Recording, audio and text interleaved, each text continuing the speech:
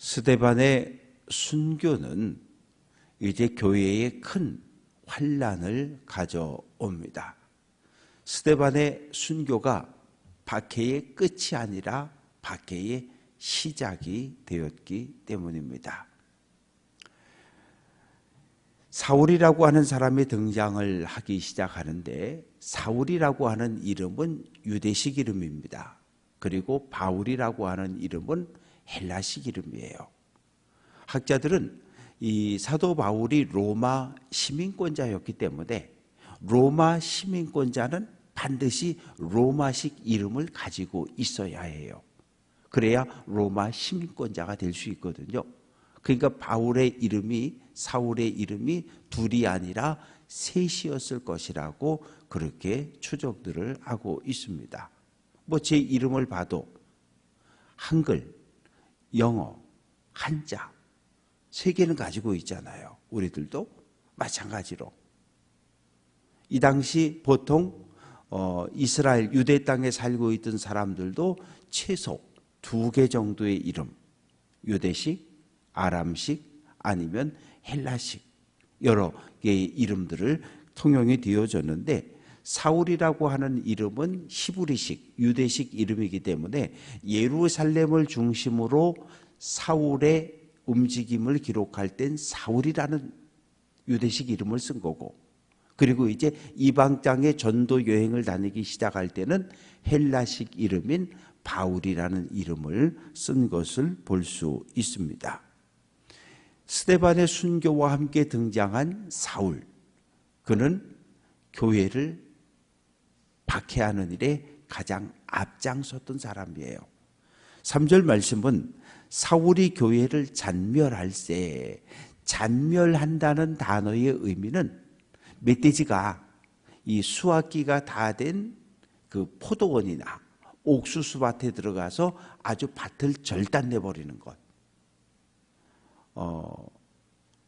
멧돼지 가족이 옥수수밭에 들어가서 하룻밤 뜯어먹고 가면 그 다음날 주인이 가보면 딸 게 하나도 없다 그러잖아요. 아주 깨끗이 훑고 지나가는데 정말 엉망입니다. 바로 그게 잔멸하다는 거예요. 예루살렘 교회 안에 120명, 3,000명, 5,000명. 그러면 남자들의 숫자만 5,000명이면 당시 예루살렘 인구를 최대 10만 정도로 보거든요. 그러면 10만 명 가운데 대략 15,000에서 최대 2만까지. 왜? 남자의 숫자만 5,000이니까 3배, 4배로 보면 엄청나게 많은 예루살렘 인구의 20% 정도가 교인이었다고 볼 때 교회가 당하는 박해라고 하는 건 말로 표현할 수 없어요. 5집 가운데 한 집이 교인이었는데 그 교인들이 두들겨 맞고 옥에 갇히고, 그래서 사도들이 회의를 하고 어떻게 할까? 우리는 예배당을, 교회를 지키고 있을 테니까 당신들은 피하시오. 그래서 성도들이 모두 예루살렘을 떠나는 거죠. 유대로, 사마리아로, 갈릴리로, 그리고 멀리 아람 땅, 다메섹까지 다 흩어져서 도망을 쳐버리는 거예요. 그런 이야기가 오늘 말씀 속에 있고, 2절 말씀 보면 경건한 성도들이 스데반을 장사하고 위하여 크게 울었다 기록합니다. 이제 이 도망간 성도들이 제일 먼저 가장 가까운 땅 유대와 사마리아로 갔는데, 아무래도 유대는 예루살렘 근처에 있으니까 박해를 피하기 쉽지 않으니까 사마리아로 도망을 친 사람들이 있었고, 이 사마리아 땅에는 바리새인, 서기관, 경건한 유대인들은 오지 않아요. 왜?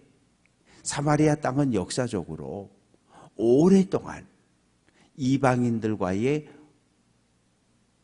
결혼으로 의해서 혈연이, 피가 섞여서 혼혈인들이 많이 태어났거든요. 그래서 이 예루살렘 유대인들은 사마리아를 이방 땅, 부정한 땅이라고 그렇게 불렀던 거예요. 그러니까 사마리아 사람들이 할 수 있는 건 뭐냐 하면, 예루살렘에 사는 사람들이 갈릴리로 내려가고 올라올 때 이 길을 막아버린 거예요. 우리를 우리도 아브라함의 피가 섞여 있는데 우리를 형제로 인정을 안 해? 에이, 너네 우리 길로 다니지 마라. 길을 막아버린 거예요. 못 다니게 하는 거죠. 다니면 막 돌을 집어던지고 조롱하고. 그러니까 경건한 사람들은 요단강을 건너서 베레아로 해서 쭉 올라가서 다시 요단강을 건너서 갈릴리 지역으로 통행을 하느라고 3, 4일이면 갈 수 있는 거리를 열흘, 보름씩 먼 길을 돌아다니는 것이 그 당시 현실이었기 때문에 사마리아까지는 쫓아오지 않는 거예요. 사마리아로 몸을 피한 사람이 누가 있냐 하면 빌립이라고 하는 사람입니다. 빌립이 가서 복음을 전합니다. 6절. 무리가 사마리아 사람들이 빌립의 설교도 듣고 나타나는 표적도 보고 한 마음으로 그 하는 말을 따르더라. 많은 사람에게 붙었던 더러운 귀신들이 나가고 중풍병자와 못 걷는 지체 장애를 가졌던 사람들이 건강을 회복하는 모습을 본 거예요. 그 일로 인해서 빌립이 사마리아 성에 들어감으로 인해서 빌립이 전한 복음과 능력으로 인해서 사마리아 성에 큰 기쁨이 일어난 거죠. 왜? 그럴 수밖에 없잖아요. 귀신 들려서 맨날 딴짓하던 사람이 귀신이 쫓겨나니까 정신이 온전하여지고 태어나면서부터 못 걷던 사람이 일어나 걷는 놀라운 능력과 이적이 나타나니까 거기다 와서 설교하는데 메시아가 오기로 되어져 있는데 그 메시아가 왔다는 거예요. 그분이 예수라는 거예요. 누구든지 예수를 인생의 주인으로 영접하면 새로운 인생, 구원을 얻고 영원한 생명을 얻게 된다고 설교하니까 이 사람들이 은혜를 받고 많은 사람들이 빌립을 따라다니기 시작합니다. 그런데 9절 말씀에 보면 시몬이라고 하는 마술사 한 사람이 등장을 합니다. 마술이라고 하는 것은 눈속임이에요. 마술이라고 하는 것은 온갖 장비를 동원해서 빠르게 움직여서 사람들의 눈을 속이는 것이 마술입니다. 그래서 마술은 누가 얼마나 더 비싸고 큰 장비를 동원하느냐에 의해서 사람의 눈을 속이는 것이 마술이에요. 이 마술사 시몬은 이 사마리아 성에서는 대단히 유명한 사람이에요. 오랫동안 아주 마술로 인해서 대단히 많은 사람들의 그 요즘 말로 하면 팬들을 데리고 있는 사람이었는데 뭐라고 불렸냐 하면 9절 말씀 끝부분에 보면 마술을 행하여 사마리아 백성을 놀라게 하며 자칭 큰 자라. 큰 자라고 하는 표현을 쓰면 안 돼요. 왜? 여기서 큰 자라고 하는 표현은 신이라는 의미거든요. 신. 사람인데 마술로 사람들의 눈을 속여서 와, 저 시몬은 신이라고. 그래서 우리가 흔히 젊은 연예인들 아주 인기 있는 사람들 아이돌이라고 부르잖아요. 아이돌이라는 단어도 우상, 신이라는 의미가 담겨져 있는 거예요. 막 쫓아다니잖아요. 정신을 잃고 그리고 자기가 좋아했던 연예인이나 가수가 목숨을 잃으면 자살하면 따라 자살하기도 하고 그래서 이게 한 사람의 영향력이라고 하는 것이 엄청나게 큰 거예요. 그래서 이 스스로 신이라 불리울 정도로 그런 자리에 올라갔는데 많은 팬들을 가지고 있었는데 이 사람은 크다 일컫는 하나님의 능력이라 하더라. 이 신적인 능력을 가지고 있는 아이돌로 추앙받던 시몬이라고 하는 마술사. 많은 사람들이 따랐는데 12절 말씀 보면 빌립이 사마리아 성에 와서 하나님의 나라를 전하고 예수 그리스도를 전하고 복음을 전하니까 많은 사람들이 와서 세례를 받잖아요. 그런데 시몬도 가서 가만히 귀를 기울여서 빌립의 설교를 들어보니까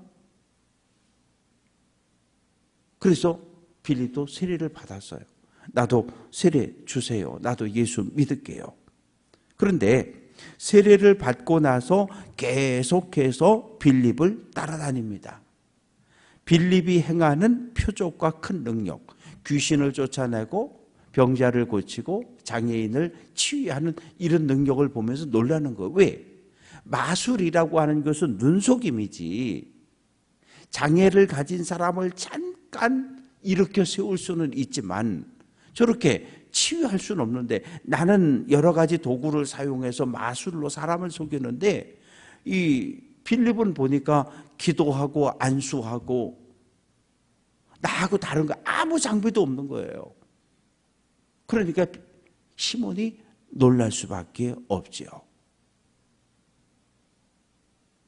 그런데 사마리아 성 사람들이 빌립이 전한 전도를 받고 예수를 영접했다, 이 보고가 예루살렘 교회에 올라갑니다. 그래서 사도들이 모여서 누가 좀 내려갔다 오면 좋겠습니다. 베드로와 요한이 파송을 받게 되고, 그래서 베드로와 요한이 이제 사마리아에 내려왔습니다. 15절, 그들이 내려가서 사마리아 사람들을 위하여 성령 받기를 기도했다. 왜냐하면 16절, 아직 한 사람에게도 성령 내리신 일이 없고 오직 주 예수의 이름으로 세례만 받을 뿐이더라. 초대교회는, 오늘 교회는 성부와 성자와 성령의 이름으로 세례를 베풀지만 초대교회는 한동안 예수의 이름으로만 세례를 줬다는 거죠. 예수 그리스도의 이름으로 세례를 주노라. 한동안 그랬다는 거예요. 그래서 내려가 보니까 빌립이 예수 믿겠다 그러면 예수 그리스도의 이름으로 세례를 주노라. 그렇게 세례를 주었어요. 그래서 베드로와 요한이 성령 받기를 위하여 기도했더니 17절, 두 사도가 그들에게 안수하며 성령을 받는지라. 베드로와 요한이 예수의 이름으로 세례받은 성도들 머리에 손을 얹고 안수할 때 그들에게 성령이 임합니다. 어떻게 알아요? 베드로와 요한, 빌립 모두가 마가다락방에서 기도하다가 성령의 체험을 했기 때문에 자기 자신들에게 임했던 동일한 성령의 역사가 사마리아 사람들에게 임하는 것을 보고 놀라는 거예요. 본인들도 놀라는 거예요. 왜? 베드로 같은 사람은 철저하게 오직 유대인, 오직 동족들만 예수 믿고 구원받아야 된다고 생각했던 사람 중에 하나였거든요. 그런데 사마리아 사람들에게 안수할 때 사마리아 사람들이 성령 받는 것을 보고 눈이 넓어지는 거예요. 아, 하나님은 유대인만 예수 믿고 구원받는 거 원하는 거 아니고 하나님은 이방 사람들도, 사마리아 사람들도, 또 다른 나라 사람들도 모두가 예수 믿고 구원받는 것을 원하시는구나. 점점점 시야가 넓어져 가고 있는 겁니다. 이 모습을 보고 18절, 시몬이 사도들의 안수로 성령 받는 것을 보고 돈을 가져왔어요. 금덩어리를 싸들고 와서 베드로와 요한 앞에 내려놓고 이 돈 줄 테니까, 이 돈 줄 테니까 내가 유심히 살펴보니 당신들이 손을 대면 놀라운 능력들이 나타나는데 그 능력을 나에게 좀 팔라는 거예요. 그러면 나도 그 능력을 돈 주고 사서 나도 다른 사람 머리에 손을 얹으면 놀라운 능력이 나타나게 할 수 있도록 그 능력을 내게 좀 팔라고 하는 거예요. 그러자 베드로가 책망합니다. 20절, 내가 하나님의 선물을 돈 주고 살 줄로 생각하였느냐. 그러니까 성령이라고 하는 건 하나님의 선물이에요. 하나님의 선물을 내가 담임 목사니까 내가 좀 주머니에서 하나씩 꺼내서 좀 나눠줘야, 그게 아닌 거잖아요. 담임 목사 주머니에 넣고 있다가 꺼내서 하나씩 나눠줄 수 있는 성령과 은사라고 하는 것은 철저하게 하나님의 선물이지, 위로부터 주어지는 하나님의 선물이지 목사가 주머니 속에서 꺼내서 하나씩 나눠줄 수 있는 이런 게 아니에요. 그래서 베드로가 너 이 은과 함께 망할 것이다. 하나님의 심판을 받을 것이다. 그러면서 21절부터 23절까지 말씀 속에 너 마음이 틀렸다는 거예요. 내 마음이 하나님 앞에 바르지 못하다. 마음이 하나님 앞에 꼬여 있다는 거예요. 왜? 예수 믿고 은혜 받고 바른 믿음의 길을 가려고 하는 게 아니라 예수는 믿고 세례까지는 받았는데 그 여전히 그 마음속에 딴 생각을 가지고 있다는 거예요. 어떻게 하면 저 능력을 돈 주고 사서 내가 사람들에게 더 많은 돈을 받고 이것을 팔 수 있을까? 그 생각을 가지고 있었던 거죠. 그래서 너는 예수 믿어서도 안 되고 너 예수 믿을 자격 없어. 그리고 너는 복음 전하는 일에도 아무 쓸모가 없어. 그러면서 너는 22절에서 너의 이 악함을 회개하고 주께 기도하라. 솔직하게 잘못을 인정하고 하나님께 기도해라. 그러면 혹시 하나님께서 내 죄를 사해 주실 수도 있다. 그렇게 이야기를 하니까 24절에서 시몬이 이야기합니다. 나를 위하여 주께 기도하여 말한 것이 하나도 내게 임하지 않게 하소서. 왜? 베드로가 기도한 대로 되면 자기는 오늘 하나님의 심판을 받고 죽을 수밖에 없는 거잖아요. 그걸 깨달은 거예요. 그래서 당신이 나를 위해 기도한 모든 기도의 제목들이 단 한 개도 내게 임하지 않게 해달라고 하소연을 하는 이야기가 오늘 말씀 속에 기록이 되어져 있습니다. 마가다락방에 성령이 임했고 초대교회가 부흥하고 성장해요. 그런데 교회가 해야 할 일을 안 했어요.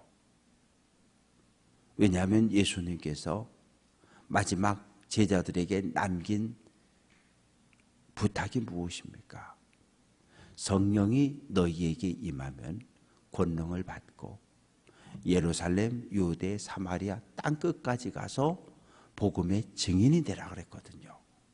120명, 3,000명, 5,000명, 10,000명, 15,000명, 20,000명 초대교회는 계속 부흥하고 성장하는데 그냥 우리끼리 모여서 생활하는데 만족하고 있었던 거예요. 하나님께서 박해라고 하는 도구를 통해서 흩어버리신 거예요. 흩어진 교회가 복음을 전하기 시작하는 거죠. 그제서 예수님의 말씀을 기억한 거죠. 오늘 우리 교회가 존재하는 이유는 하나밖에 없어요. 그냥 우리끼리 모여서 밥해 먹고 쎄쎄쎄하고 즐겁게 이러라고 교회가 존재하는 거 아니고 교회가 존재하는 이유는 복음을 전하라고 전도하고 선교하는 일을 감당하라고 바라고 소망하는 것은 때를 얻든지 못 얻든지 복음 전하는 전도자의 삶을 통해서 하나님의 뜻, 하나님의 소원을 이루어드리는 귀한 성도들 될 수 있기를 주님의 이름으로 축원합니다.